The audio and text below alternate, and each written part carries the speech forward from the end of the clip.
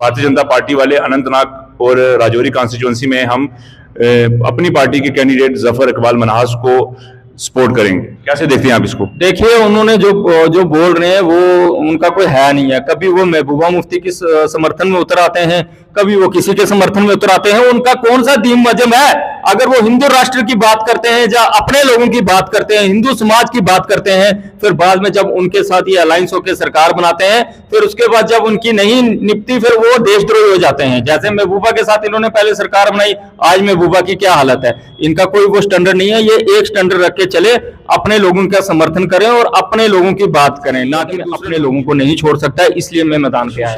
बजरंगी जो बोलता है वो करता है। उन लोगों का मुझे पता नहीं है, वो सिर्फ बोल रहे हैं, वो करने वाले नहीं है। लेकिन आज तक पीछे आप मेरा रिकॉर्ड देख सकते हैं, जो मैंने बोला है वो किया है। मैं झूठ नहीं बोलता, ना मुझे जरूरत है झूठ बोलने की। आगे लोगों की मर्जी है, वो समर्थन देंगे ठीक है, नहीं देंगे तब भी मैं उनके काम करूंगा।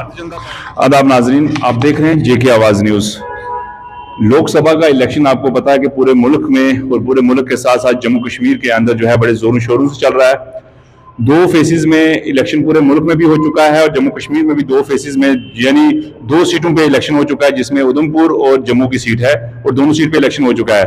और आने वाले दिनों में जो है अब अनंतनाग राजौरी कॉन्स्टिट्यूंसी में जो है वो इंतखाबात होने वाले हैं और इस दौरान काफी गहमा गहमी देखी जा रही है राजौरी के अंदर। अगर खासतौर पर हम बात करें तो क्योंकि राजौरी के अंदर भी जो है बड़ा शोर शराबा दिख रहा है हमें इस इलेक्शन को लेकर। और आपको ये भी बता दें कि राजौरी से ही एक हमारे नौजवान जो कि एक फायर ब्रांड लीडर मैं कहूँगा इनको, ये जो है वो सामने आए हैं इस इलेक्शन में कॉन्टेस्ट करने के लिए। इंडिपेंडेंट यानी आज़ादाना ये इलेक्शन कॉन्टेस्ट कर रहे हैं इस बार इस कॉन्स्टिट्यूंसी में। आज हम इनसे बात करेंगे सुशील बजरंगी जी से, जो कि एक खुद में ये एक पर्सनैलिटी है, खुद में ये एक सब कुछ है। देखा जाए तो इनके साथ एक राजौरी जिला के अंदर एक बड़ी यूथ जो है वो इनके साथ जुड़ी हुई है और इस वक्त इनका जो प्रचार चल रहा है वो हम इन्हीं से जानेंगे कि इनका प्रचार किस तरह से चल रहा है और क्या कुछ ये कर रहे हैं और क्या मैनिफेस्टो ये लेकर अवाम के सामने आए हैं। सुशील जी, सबसे पहले तो आपका जो है वो हमारे चैनल में वेलकम है। हाँ, धन्यवाद उमर। सुशील जी, आप इंडिपेंडेंट इलेक्शन लड़ रहे हैं, क्या मैनिफेस्टो लेकर, क्या सोच बनाकर आप सामने आए हैं? देखिए, मैनिफेस्टो आप ये चीज देखें, मैनिफेस्टो की बात की है तो हमारे राजौरी पुंछ की हम बात करें, हमारे आवाम को हमेशा दबाने की कोशिश की गई है। यहाँ अभी डेवलपमेंट का कोई ऐसा है ही नहीं है कि यहाँ पे अगर डेवलपमेंट है या नहीं है, कुछ ऐसा नहीं है। यहाँ मैं बोलता हूँ बड़ी बड़ी यहाँ पे अगर हमारी यहाँ यूनिवर्सिटी खुली है, यूनिवर्सिटी के कुछ ऐसे वहाँ पे इश्यूज हैं जो सब्जेक्ट्स को लेके, जैसे केमिस्ट्री का सब्जेक्ट हो गया या लॉ का सब्जेक्ट हो गया, अभी तक यहाँ कोई वहाँ तक नहीं हुआ। और उसके बाद देखें आप यहाँ रेलवे ट्रैक की बात करें, हम यहाँ राजौरी पुंछ में जो ट्रेन की बात कर रहे थे कब से, हमारे जो हमारे यहाँ एक्स MP थे युगल किशोर जी, लेकिन बट वो भी यहाँ पे नहीं, आप यहाँ पे पहुंच पाई, सुविधा नहीं हुई, सिर्फ बातें हैं इनकी। और आप देखेंगे और भी कितनी है टूरिज्म को लेके, टूरिज्म डिपार्टमेंट जो है वो भी बिल्कुल ऐसे पड़ा हुआ है। राजौरी पुंछ में टूरिज्म जो है वो बिल्कुल नहीं है। इसी तरह मैं बोलता हूं कि अगर लोग मेरा सपोर्ट करेंगे, मेरा साथ देंगे, समर्थन देंगे, तो मैं राजौरी पुंछ का, मैंने पहले भी बोला कि मैं राजौरी पुंछ का नक्शा चेंज करके बताऊंगा। सिर्फ राजौरी तक ही या पुंछ और अनंतनाग कुलगाम तक भी आपकी सोच है? अगर राजौरी अनंतनाग सीट से मैं इलेक्शन कॉन्टेस्ट कर रहा हूं और यहाँ से लोग मेरे को सपोर्ट कर रहे हो और मुझे यहाँ से कामयाब बनाते हैं तो वो तो सारा कुछ आ जाएगा उसमें। बट अभी तो मैं राजौरी का रहने वाला हूं, मैं अभी तो राजौरी पुंछ की बात करूंगा सबसे पहले, क्योंकि मेरी राजौरी पुंछ की जो लोग हैं, जो पब्लिक है, वो बड़ी पीछे है। और डेवलपमेंट को क्या लेके और रोजगार को लेके कुछ भी है वो बड़ी पीछे है।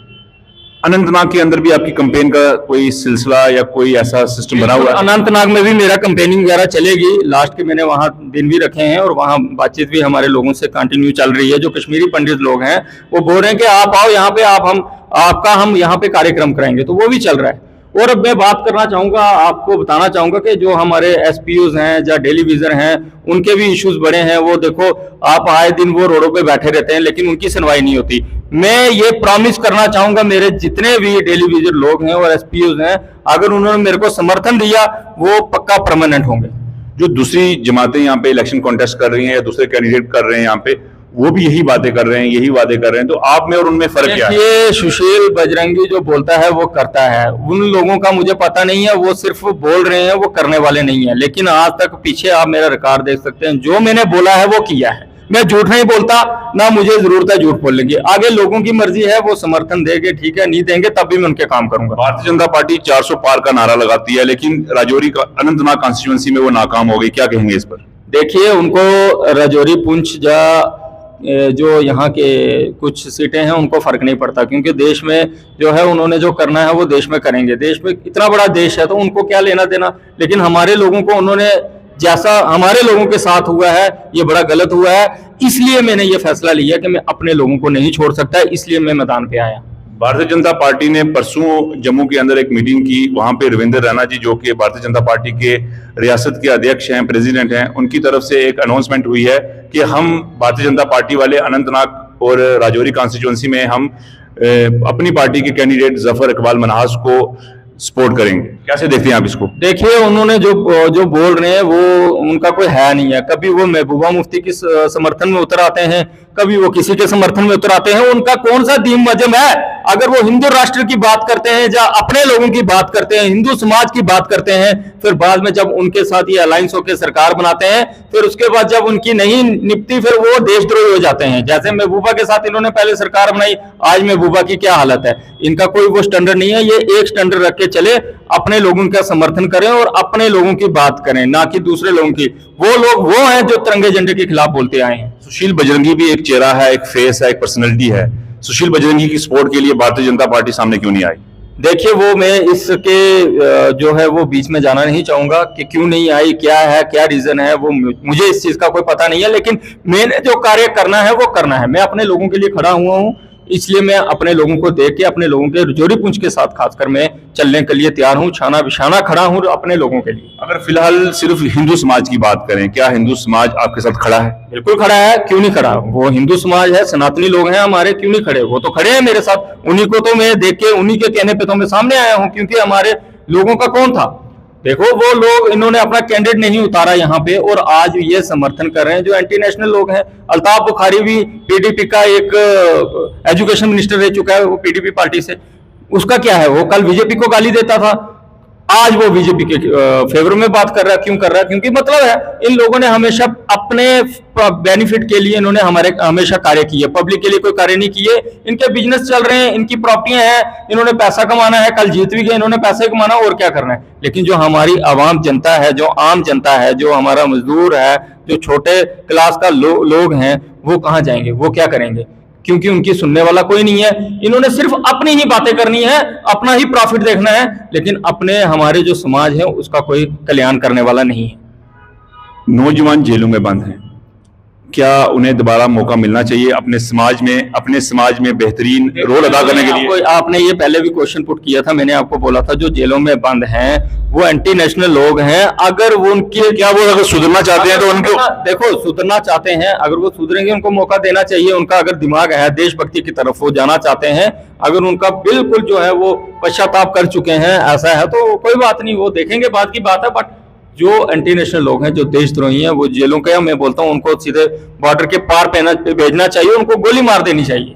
देखिए, वही बात आ जाती है कि सुधरने वाले को एक मौका क्यों नहीं मिलना चाहिए? देखो, जो टेररिस्ट हैं, जो आतंक फैला रहे हैं, जिन्होंने इतने पूरे मुल्क में इस वक्त हालात बहुत ज्यादा खराब हो चुके हैं, पूरे मुल्क में डिस्टर्बेंस बहुत ज्यादा हो चुकी है, क्या इन चीजों के लिए आप किसको रिस्पॉन्सिबल कहते हैं? देखिए, वो हो चुकी है, वो क्यों हुई है? देखो, अगर कोई देशभक्ति की, अभी मैं आपको इंटरव्यू दे रहा हूँ, मैं तिरंगे झंडे की बात कर रहा हूँ, मैं तिरंगे झंडे की लोगों की भलाई की बात कर रहा हूँ। अगर कोई अपोजिशन वाला उठ के कोई नेगेटिव बातें करेगा, कुछ ऐसा करेगा, वो तो उसकी जो सोच है वो तो देशद्रोही है, वो तो एंटी नेशनल है।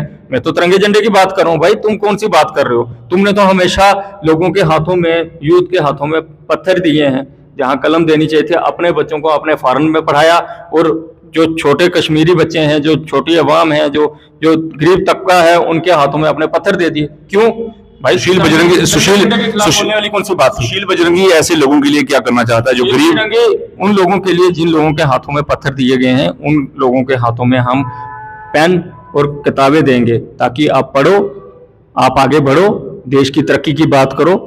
हमारा यही रहेगा। कैंपेन किस तरह की चल रही है राजौरी में? तो जोरों शोरों की चल रही है और लोगों का उत्साह देखने को मिल रहा है। लोग अंदर से बड़े खुश हैं और बाहर से भी उनका उत्साह मिल रहा है कि उनकी आवाज उठाने के लिए राजौरी से सुशील बजरंगी आ चुका है।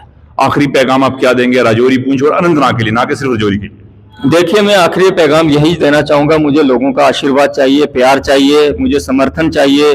जितना हो सके वो वोट कास्ट करें। सिलेंडर का हमारा जो निशान चिन्ह है आप देख सकते हैं, इसको जो है बटन दबाएं और मुझे कामयाब बनाएं। मुझे कामयाब बनाओगे तो मैं बताऊंगा कि राजौरी पुंछ की जो बेरोजगारी है, जहां हम डेवलपमेंट नहीं हुई, मैं बताऊंगा कि बेरोजगारी कैसे दूर होती है और डेवलपमेंट कैसे होती है। मैं आम लीडरों की तरह मैं बात नहीं करूंगा, जो मैंने बोला है वो मैं करके दिखाऊंगा। शुक्रिया, बहुत बहुत आपने अपना कीमती वक्त दिया।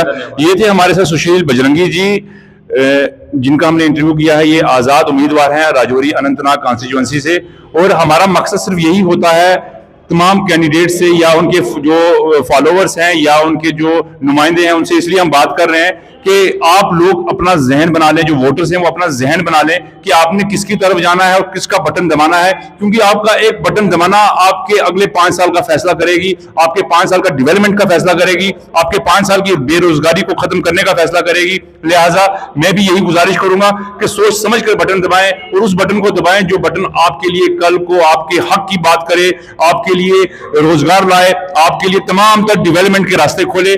जेके आवाज न्यूज को अगर आपने लाइक, फॉलो या सब्सक्राइब नहीं किया, मेरी रिक्वेस्ट रहेगी वो भी करें, वीडियो को शेयर करें और मैसेंजर में हमें मैसेज करके मजीद हमें बताएं कि आपके इश्यूज क्या हैं, मसाइल क्या हैं, ताकि हम उन्हें इंतजामिया तक पहुंचा सकें। देखते हैं जेके आवाज न्यूज। शुक्रिया, आदाब।